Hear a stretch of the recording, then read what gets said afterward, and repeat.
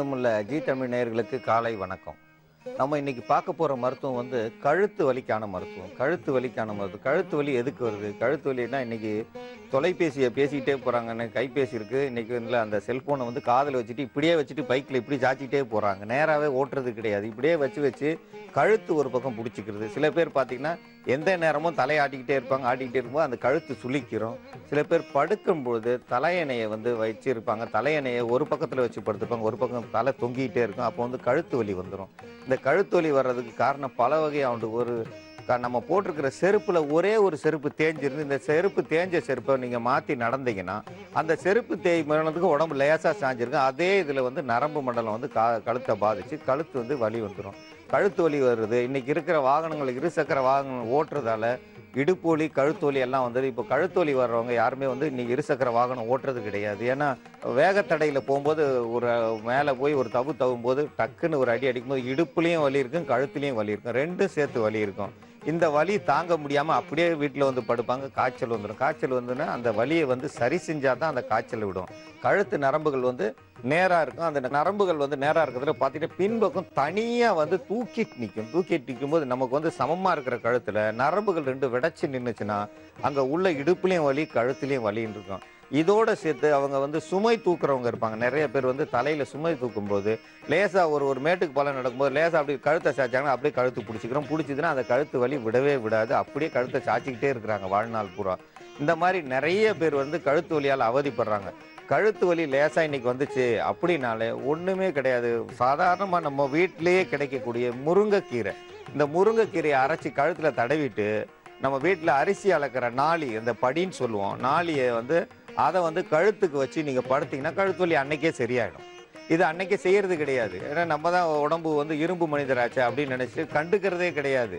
இந்த வண்டியில போயிட்டு வந்ததுக்கு லேசா வலி, ஆனால் கழுத்து வலி லேசா வந்தாலே நம்ம வந்து ரொம்ப கவனமா இருக்கணும். அதிகமாக பலுவை கீழே இருந்து தூக்கும் பொழுதும் கழுத்தை தான் சேர்த்து தாங்கி பிடிக்கணும். அந்த கழுத்து வலி வந்து அதிகமாக பலு தூக்குறவங்களுக்கும் வரும், அதிகமாக வந்து இருசக்கர வாகனத்தில் போகிறவங்களுக்கும் வரும். இந்த மாதிரி வரவங்க வந்து ஒரு அஜாகிரதையாக இருக்கக்கூடாது. முருங்கை இலையை வந்து சாயந்தரத்தில் கழுத்தில் நல்லா அரைச்சி தடவிட்டு நாளியை வந்து அந்த கழுத்துக்கு வச்சு நீங்கள் படுத்துட்டு வந்தீங்கன்னா அந்த கழுத்து வலி அன்னைக்கே சரியாயிடும். இதை கவனிக்காம விட்டா தான் நாள்பட போயிடும்.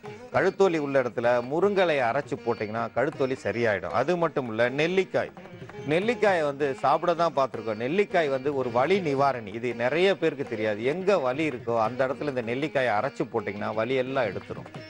இது கழுத்து வலிக்கு ரொம்ப அற்புதமாக வேலை செய்யும். இதை அரைச்சி எடுத்து கழுத்தில் தடவி அதே மாதிரி வந்து அரைப்படி நாளி அல்லது ஒரு படி நாளி, அரிசி அளக்கிற ஒரு படி நாளின்னு சொல்லுவோம்.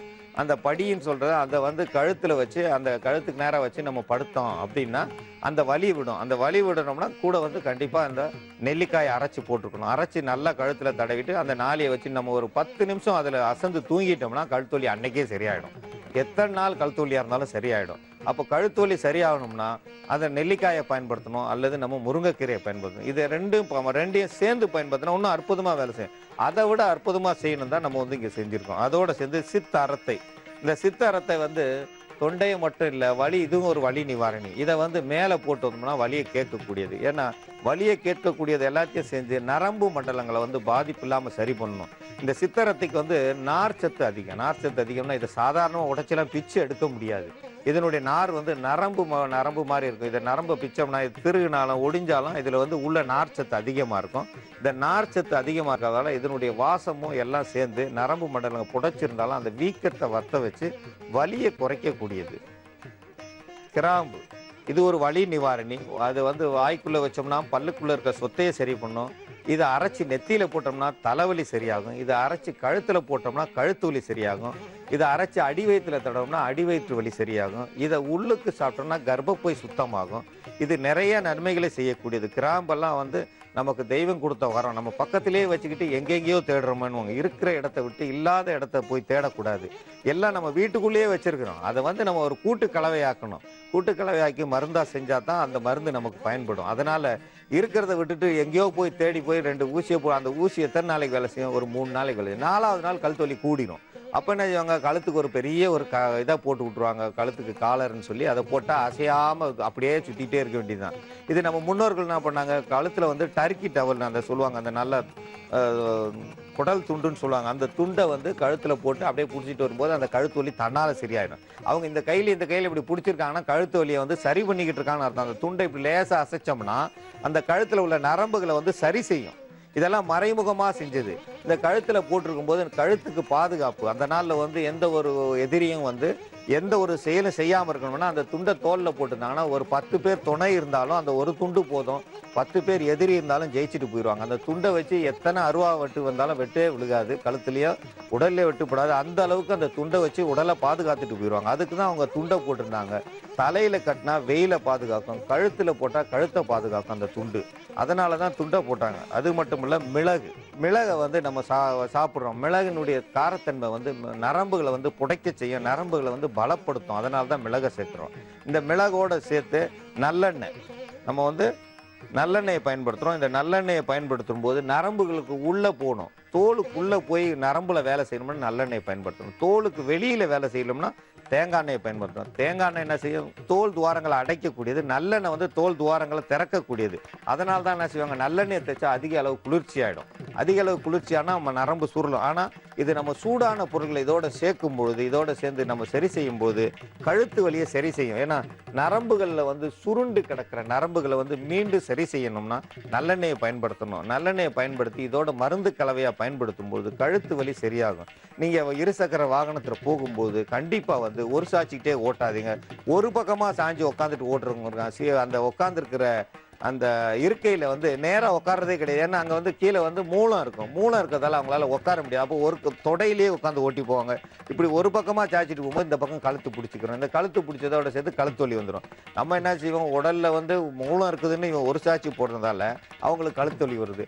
அதேமாரி போய்கிட்டே இருக்கும்பொழுது அந்த கைபேசியை வந்து கையில் வச்சு காதில் வச்சு பேசாமல் கழுத்தில் சாட்சி வச்சுக்கிட்டே போவாங்க.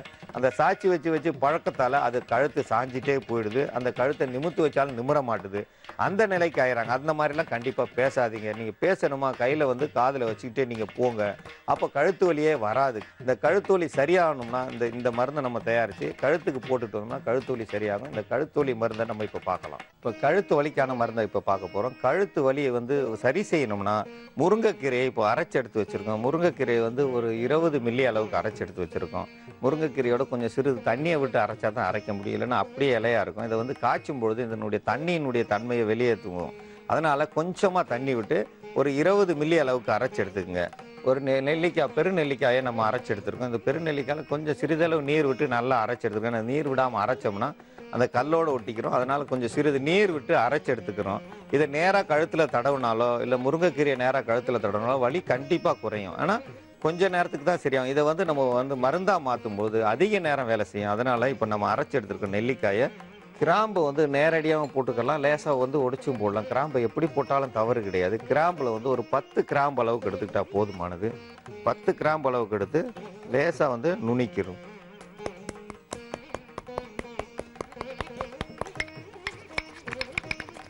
கிராம்பு வந்து லேசாக இடித்து போட்டால் போதுமானது. கிராம்பு வந்து இடித்து எடுத்து ஒரு 10 கிராம்பு அளவுக்கு எடுத்துருக்கோம். 10 கிராம்பு இடித்து அதோட சேர்த்துக்கிறோம். அதோட சேர்த்து, ஏன்னா நேரடியாக வந்து எண்ணெயை ஊற்றி காய்ச்சணும் எல்லாமே வெடிக்க ஆரம்பிச்சிடும். எல்லாத்தையும் நம்ம முதல்ல கலந்து வச்சுக்கிட்டு வேலை எண்ணெயை ஊற்றி மெதுவாக காய்ச்சணும்னா எண்ணெய் எந்த தவறும் செய்யாது. இல்லைன்னா எல்லாமே பொங்கி நீங்கள் காய்ச்ச போகிற எண்ணெய் வந்து வீணாயிரும். அதனால முதல்ல எடுத்தது எண்ணெயை ஊற்றிடாதீங்க. நேரடியாக வடச்சட்டி வச்சிட்டோம்னாலே எண்ணெயை ஊற்றிடுவாங்க. நிறைய பேர் அதை தான் செய்வாங்க. கண்டிப்பாக அப்படி செய்யக்கூடாது.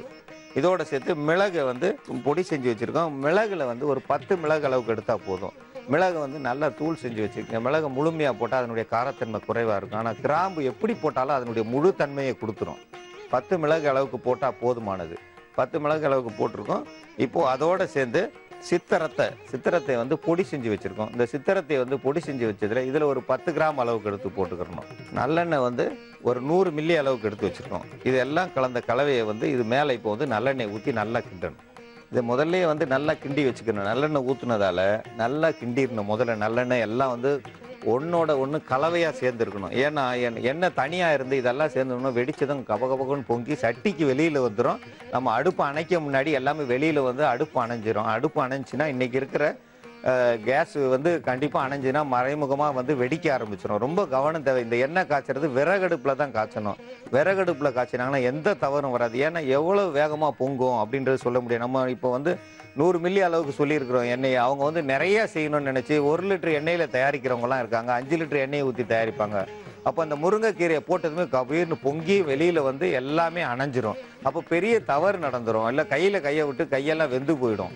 இதெல்லாம் வந்து ரொம்ப கவனத்தில் முதல்லயே நல்லா குழச்சி வச்சு அந்த குழச்சி வச்சதை அதுக்கப்புறம் மெதுவாக சூடு பண்ணும்போது அதில் உள்ள நீர்ச்சத்தை பூரா கண்டிப்பாக நெருப்பு எடுத்துக்கிறோம். நீர்ச்சத்து இல்லாத எண்ணெயை வந்து நம்ம வந்து வடிச்சுக்கிடுவோம்.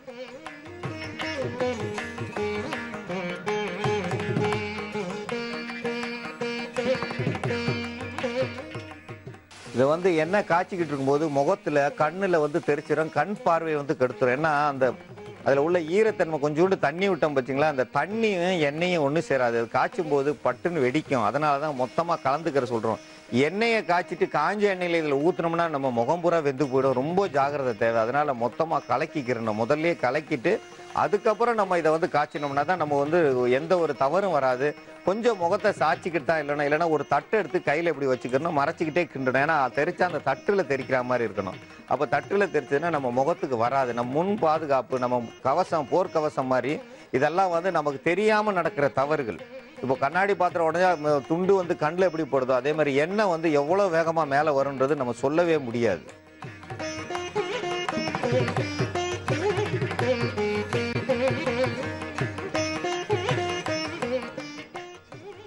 வந்து நல்லா காய்ச்சி எடுத்திருக்கும். இந்த காய்ச்சி எடுத்ததுல வந்து பாதி எண்ணெயா குறைஞ்சிருச்சு.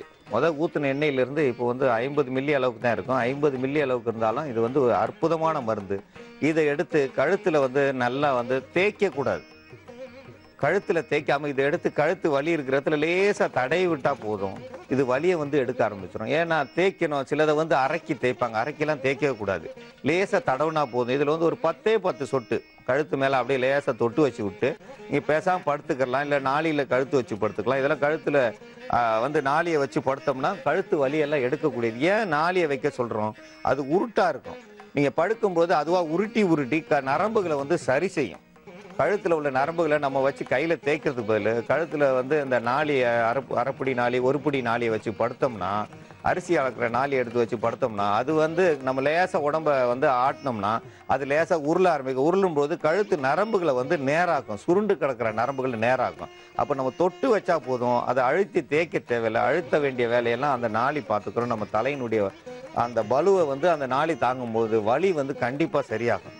இது வலிக்கிற இடத்துல எந்த இடத்துல வேணாலும் போடலாம். இது இடுப்பு வலிக்கும் போடலாம், கழுத்து வலிக்கும் போடலாம். வலி நிவாரணி தான். ஆனால் அந்த கழுத்துக்கு வந்து அற்புதமாக வேலை செய்யும். கழுத்து வலியை வந்து குறைக்கும். கழுத்தில் உள்ள வலிகள் குறையும் போது இப்படி சாஞ்சிக்கிட்டு இருக்க கழுத்து நேராக திருப்பலாம். சிலர் பார்த்தீங்கன்னா சாஞ்ச கழுத்து சாஞ்ச மணிக்கே தான் இருப்பேன். எப்போ பார்த்தாலும் ஒரு பக்கம் சாஞ்சி தான் நிற்பாங்க. நேராக நிற்க முடியாது. நேராக நிற்க முடியாதுன்னா அந்த கழுத்து நரம்புகள் சுருண்டு இருக்கும். அந்த சுருண்ட நரம்புகள் இந்த வாசத்துக்கு எல்லாமே மீண்டும் வந்து நேராக ஆரம்பிச்சிடும். இதை சில பேர் கழுத்து சுளுக்கு எடுக்கிறேன்னு கழுத்தை பிடிச்சி திருப்புவாங்க. திருப்பும் போது நம்ம பெரிய தவறுகள் நடக்கும். கழுத்தை திருப்பும் போது கொண்ட நரம்பு அறுந்து போச்சுன்னா உயிர் போயிடும். அதனால கழுத்தை திருப்புறது ரொம்ப ஜாகிரதையா தெரிஞ்சவங்க கையில தான் போய் நம்ம கொடுக்கணும். யார் வேணாலும் கழுத்தை திருப்பு நம்ம கொடுக்க கூடாது. அது பெரிய தவறு வந்துடும். கொண்ட நரம்பு ஒரே நரம்பு, அது உடல் முழுவதும் கீழே இருந்து மேலே போயிருக்கு. திருப்பும் போது அந்த நரம்பு அந்து போச்சுன்னா உயிர் போயிடும். சாதாரணமா வந்து தலையில வந்து ஒரு உச்சி தலையில லேசா ஒரு கம்பை வச்சு அடிச்சாலே உயிர் போயிடும். ஏன் போயிடும்? அந்த நரம்பு மேல கொட்டுன்னு அடிபட்டா அந்த உயிர் போயிடும். அது தெரியாது நிறைய பேருக்கு. ஆனா இந்த திருப்பும் போது அந்த கொண்ட நரம்பு கொஞ்சம் லேசா இருந்து ரொம்ப கடுமையான கழுத்து பிடி அந்த வேகமா எடுக்கிற திருப்புனாங்கன்னா மொத்தமா அறுந்துரும். அப்படியே உயிர் போயிடும். அதனால இந்த தவறுகளை செய்யாதீங்க. இதை தவறு செய்யாம இதை எடுத்து லேசா கழுத்துல வந்து நல்லா எந்த பக்கம் வலிக்குதோ அந்த இடத்துல வந்து ஒரு 10 சொட்டு விட்டா போதும். ஒரு 2 மணி நேரம் பொறுத்து கத்திரிக்காயை சூடு பண்ணி ஒத்தனம் கொடுக்கலாம். கத்திரிக்காயை நேரம் எடுத்து லேசா கீழே அறுத்துட்டு அந்த தோசைக்கல்ல சூடு பண்ணி அந்த கழுத்துல ஒத்தனம் கொடுத்துட்டு வந்தீங்கன்னா கழுத்து வலி சரியாகும். கழுத்து வலி இது வந்து சரியாக்கும். கழுத்து வலி சரியாகும் போது நீங்க இருசக்கர வாகனங்கள் ஓட்டும் போது நல்லா இருக்கும். நடக்கும் போதே பார்க்க அழகா இருக்கும். இந்த கழுத்தை சாச்சிட்டே நடந்துட்டு வந்தாங்க அந்த கோணக்கழுத்தை எங்கன்னு கேட்பாங்க. அந்த அளவுக்கு இல்லாம கழுத்துகள் நேராயிரும். கழுத்து நேராகணும். கழுத்து வலி இல்லாம இருக்கணும்னா இந்த எண்ணெயை பயன்படுத்தணும். இந்த எண்ணெயை எல்லாரும் பயன்படுத்தும்படி கேட்டுக்கொள்கிறேன். குழந்தைகளுக்கு வயிற்றுப்போக்கு அல்லது மலம் அடிக்கடி வெளியாகும் தருணத்தில் அந்த குழந்தைகளுக்கு மலம் வெளியாகுவதை தடுக்க மருத்துவத்தை பார்ப்போம். தாய்மார்கள் மாம்பழம் சாப்பிட்டு தாய்ப்பால் கொடுத்தாலும் அது குழந்தைக்கு சேராது. மாந்தம் என்று சொல்வார்கள். மாந்தம் போல் அடிக்கடி வெளியே போகும். அடிக்கடி வெளியே போகாமல் இருக்க இப்பொழுது இந்த மருத்துவத்தை பார்ப்போம். அதற்கு மாதுளம் பூ, இந்த மாதுளம் பூவை நாம் காய வைத்து அதை இடித்து பொடி செய்து வைத்து கொள்ள வேண்டும். ஏனென்றால் குழந்தைகள் உள்ள வீடுகளில் இந்த மாதுளம் பூ அதிகமாக பயன்படும். ஏனென்றால் இந்த வயிற்றுப்போக்கையும் வயிற்று கடுப்பையும் அடிக்கடி மலம் போவதையும் தடுக்க இந்த மாதுளம் பூக்கள் பயன்படும். மாதுளம் பூக்கள் கிடைக்காத இடங்களில் மாதுளம் பழத்தினுடைய தோல்களை நாம் பயன்படுத்தலாம். அதனுடன் சேர்த்து மிளகாய் வத்தல், ஏனென்றால் இந்த மிளகாயின் வத்தலினுடைய பயன் அதிக காரத்தன்மையாகவும் இருக்கும். இந்த காரத்தன்மை இருப்பதோடு இல்லாமல் இது நல்லதையும் செய்யும், கெட்டதையும் செய்யும். அதிக அளவுக்கு கொடுத்தால் கெட்டதை உண்டு பண்ணி வயிற்றுக்குள் எரிச்சலை உண்டு பண்ணும். குறைந்த அளவு கொடுத்தால் இது மருந்தாக மாறும். அடிக்கடி மலம் போகும் குழந்தைகளுக்கும் இந்த மிளகாயினுடைய காரத்தன்மை உள்ளே உள்ள நாக்குப்பூச்சி, சிறு புழுக்கள், குடலில் உள்ள புழுக்களை வெளியேற்றும். இந்த மிளகாய் வற்றல் நெய் இதனுடன் சேர்க்கிறோம். நெய் சேர்க்கும்போது வயிற்றுக்குள் புண்ணாக இருந்தால் இந்த நெய் ஆற்றிவிடும். இந்த புண் போல் இருக்கும் குடல்களில் குழந்தைகளுக்கு தெரியாது. அதனால் அடிக்கடி மலம் வெளியேறி கொண்டே இருக்கும். மலம் வெளியேறி கொண்டே இருக்கும்போது இந்த நெய்யை பயன்படுத்த அந்த மலம் அடிக்கடி போவதை தடுக்கலாம். இதற்காக பனை வெல்லம் சேர்க்கலாம், அல்லது மண்டை வெல்லம் என்று சொல்வார்கள், கரும்பு வெல்லம், கரும்பு சர்க்கரை என்பார்கள். இந்த வெல்லத்தையும் சேர்க்கலாம். உங்கள் வீட்டில் கிடைக்கும் எந்த வெல்லமாக இருந்தாலும். ஏனென்றால் குழந்தை அடிக்கடி வெளியே சென்று மலத்தை வெளியே கழிப்பதால் அதற்கு நோய் உண்டாகும், காய்ச்சல் உண்டாகும். நடக்க முடியாமல் தவழ்ந்து கொண்டிருக்கும் குழந்தை தவக்கவும் முடியாமல் படுத்த இடத்திலே இருக்கும். இந்த நிலைக்கு வராமல் தடுக்க இந்த வெல்லத்தையும் இதனுடன் பயன்படுத்த வேண்டும். இந்த மருந்து தயாரிக்கும் முறை: இந்த மாதுளம் பூவை காய வைத்து பொடி செய்து வைத்துள்ளோம். மாதுளம் பூவை காய வைத்து பொடி செய்து வைத்துள்ளோம். இந்த பொடியை பயன்படுத்த வேண்டும். ஒரு பூ அளவுக்கு போதுமானது. ஒரு பூ என்றால் மாதுளம் பூ, இது பிஞ்சு பூவும் ஒன்றுதான். இந்த அளவுக்கு எடுக்கும் பொழுது இது 3 குழந்தைகளுக்கு வரும். அதனால் இதை காய வைத்து பார்க்கும்போது 2 சிட்டிக்கு அளவுக்கு நாம் எடுத்துக்கொண்டால் போதுமானது. 2 சிட்டிக்கு அளவுக்கு இந்த மாதுளம் பூவை காய வைத்து எடுத்த பொடியையும், மிளகாய் பொடி 1 சிட்டிக்கு அளவும், நெய் 1 ஸ்பூன் அளவும், வெல்லம் தேவைக்கேற்ப சேர்த்து கொள்ளலாம். இதை குழைத்து குழந்தையின் நாக்கில் தடை வர வயிற்றுப்போக்கு, வயிற்று கடுப்பு என்று சொல்வார்கள், அடிக்கடி மலம் கழிக்கும் குழந்தைகளுக்கு இது மருந்தாக பயன்படும். இப்பொழுது இந்த மருத்துவத்தை காண்போம். இந்த மாதுளம் தோலை காய வைத்து பொடி செய்ததில் 1/4 ஸ்பூன் அளவுக்கு எடுத்துக்கொண்டால் போதும். 1/4 ஸ்பூன் மாதுளம் தோல் என்றால் அதைவிட குறைவாக மிளகாய் வற்றல் அரைத்திருக்கும் தூள்களில் சிறிதளவு 1 சிட்டிக்கு அளவு சேர்த்தால் போதுமானது. சரிக்கு சரி கண்டிப்பாக போடக்கூடாது. மாதுளம் தோல் 5 கிராம் என்றால் மிளகாய் பொடி 1 கிராம் அளவுக்கு இருந்தால் போதுமானது. நெய்யானது கண்டிப்பாக 1 ஸ்பூனுக்கு இருக்க வேண்டும். ஏனென்றால் அந்த காரத்தையும் மாதுளந்தோலின் துவர்ப்பையும் அடக்க வல்லது இந்த நெய். இந்த பொருள்களை 3ம் கலக்கும் பொழுது இதனுடன் சேர்த்து வெல்லம் சேர்க்க வேண்டும். வெல்லம் தேவைக்கேற்ப எவ்வளவு வேண்டுமானாலும் சேர்க்கலாம். குழந்தைக்கு இந்த மருந்து கார்ப்போ, கசப்போ, துவர்ப்போ இருக்கக்கூடாது, இனிப்பாக இருக்க வேண்டும். அதனால் கண்டிப்பாக வெல்லம் கொஞ்சம் கூடுதலாக சேர்த்தால் தவறில்லை. ஆனால் மருந்து கண்டிப்பாக வேலை செய்யும். இதில் ஒரு நெல்லிக்காய் அளவு கொடுக்க இந்த குழந்தைகளுக்கு அடிக்கடி வெளியே போகும் மலத்தை கழிக்கும் குழந்தைகளுக்கு வலிகள் இல்லாமல், மலம் அடிக்கடி போகாமலும், இரத்தம் மலத்தினுடன் வெளியேறாமலும் அந்த குழந்தைகளுக்கு சுகமாகும். நம் முன்னோர்கள் சுலபமாக எல்லாவற்றிற்கும் இந்த மருந்தை பயன்படுத்துவார்கள். இப்பொழுது குழந்தைக்கு சிறிய வலி ஏற்பட்டால் மருத்துவமனைக்கு சென்றால் குறைந்தது 1000 ரூபாய்க்கு மேல் வரும். அந்த மருத்துவ செலவை குறைக்க இந்த மருந்தை பயன்படுத்தலாம். இந்த மாதுளந்தோல், மிளகாய் வத்தல், நெய் வெல்லம் இதை சேர்த்து வைத்ததால் பஞ்சாமிர்தம் போல் இருக்கும். இதை எந்த குழந்தையும் விரும்பி சாப்பிடும். இதில் உள்ளதை ஒரு குழந்தைக்கு கொடுத்தோம் என்றால், நான் கையில் வைத்திருக்கும் இந்த அளவு ஒரு குழந்தை கொடுத்தால் அந்த குழந்தை ஒரே மறுநாள் முதல் இந்த அடிக்கடி மலம் கழிக்கும் பழக்கம் நின்று வயிற்றுக்குள் புண் இருந்தாலும் மாறி குழந்தை ஆரோக்கியமாக இருக்கும். இந்த முறையை நீங்கள் கையாள வேண்டும். இது அதிகமான செலவும் வராது, குழந்தைகளுக்கு எந்த ஒரு உபாதையும் வராது. எந்த குழந்தையாக இருந்தாலும் கண்டிப்பாக கொடுக்கலாம். குழந்தைகள் மட்டுமல்ல, குழந்தைக்கு தாய்ப்பால் கொடுக்கும் தாய்மார்களுக்கு இதை இதுபோல் 3 மடங்கு கண்டிப்பாக சாப்பிட வேண்டும். குழந்தை பெற்ற தாய்மார்கள் அடிக்கடி இது மலம் கழிப்பார்கள். ஏனென்றால் அந்த சூடு ஒற்றுக்கொள்ளாது, அதனால் நடக்க முடியாமல் போய்விடும்.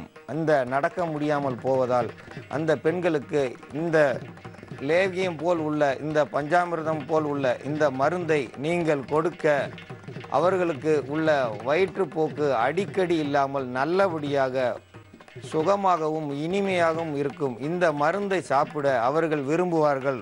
இந்த முறையை பயன்படுத்தி அடிக்கடி மலம் கழிக்காமல் இருக்க குழந்தைகளுக்கு இந்த மருந்தை கொடுக்கும்படி கேட்டுக்கொள்கிறேன். இந்த மருந்தை தாய்மார்கள் கண்டிப்பாக செய்து தாங்கள் குழந்தைகளை அடிக்கடி மருத்துவமனைக்கு எடுத்து செல்வதை தவிர்க்க வேண்டும் என்று கேட்டுக்கொள்கிறேன்.